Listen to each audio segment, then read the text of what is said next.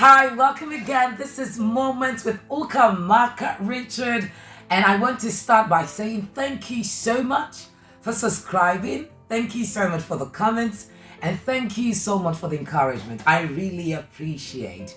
Thank you very much. So today I have this thing to say. Now, for some people, anger has destroyed a lot of things in their lives.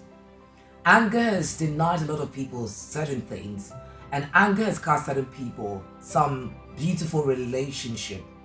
For me, anger almost cost me something. Growing up, my mother would say to me, Amaka, I love you so much. I wish I'll have you too. But you know one thing I detest about you?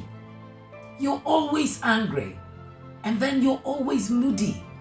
This is not my nature. Where did you get it from? But this is what God did to me. Now, this is my story.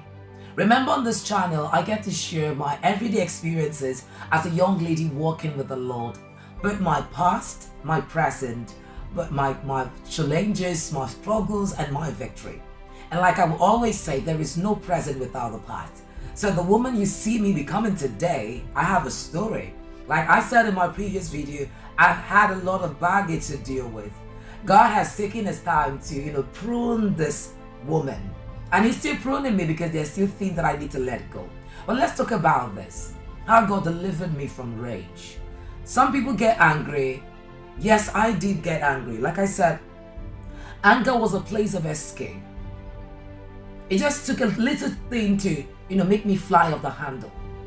It just took a little thing to make me go into my place of moodiness. Then I used to hear, she has mood swings, leave her alone, she has mood swings. And being an introverted person, I thought maybe that was a nice way to describe it.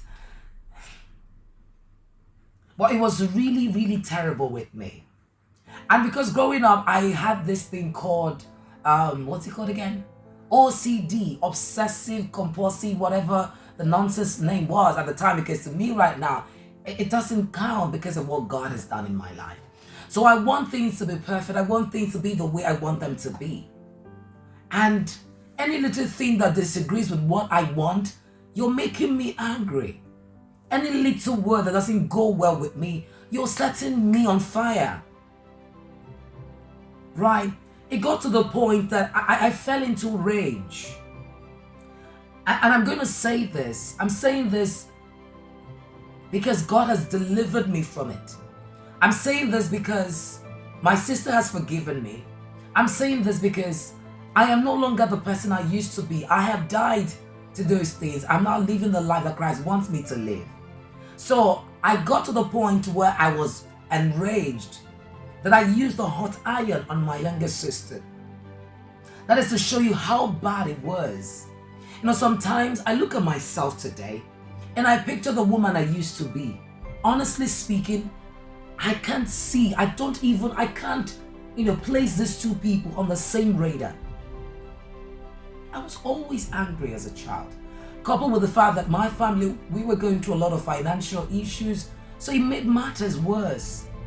I'm angry about the little thing you're doing to me. I'm angry with God for not blessing my family, helping my family, blessing my mother, enlarging her coast, and blessing her effort because she went through a lot. So I'm angry about everything.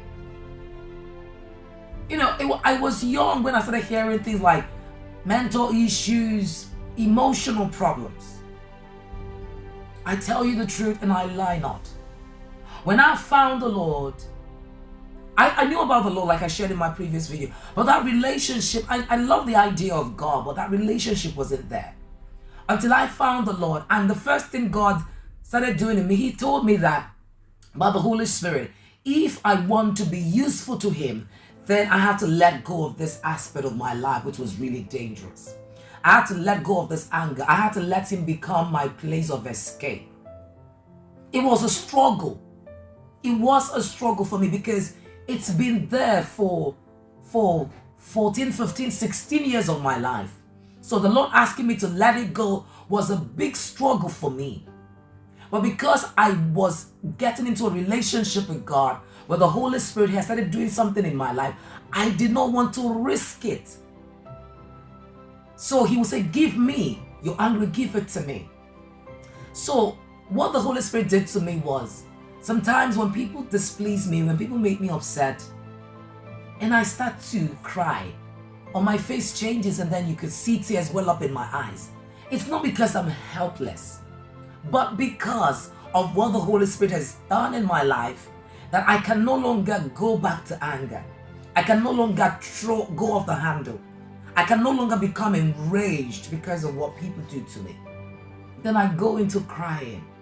You see me, I just keep quiet. I'm not keeping quiet because I'm thinking of what bad to do to you. I'm keeping quiet because I'm allowing the Holy Spirit to speak to me. And the next thing to do. Right? So this is what the Holy Spirit has done to me. And it's still doing it to me. I won't say that I've stopped getting angry. Yes, I still get angry because Jesus got angry. But now I can't live with anger. I don't cherish anger. It is no longer my place of escape. Because I don't want to risk that relationship with God. If I am angry, the Holy Spirit is just saying, maybe somebody really hurts me and I'm justifying my anger. He's telling me, okay, please forgive them for my sake. He begins to plead with me on their behalf. And why will I get angry when the Lord has already told me, forgive them for my sake? And now this is me just telling that person out there listening to me. You might have that issue still going on in your life. You might get angry easily. You might be suffering from rage and all of that. And my story should inspire you. The Holy Spirit is telling you, give me the anger. Let me be your place of escape. Because you wouldn't do so much with him with being angry.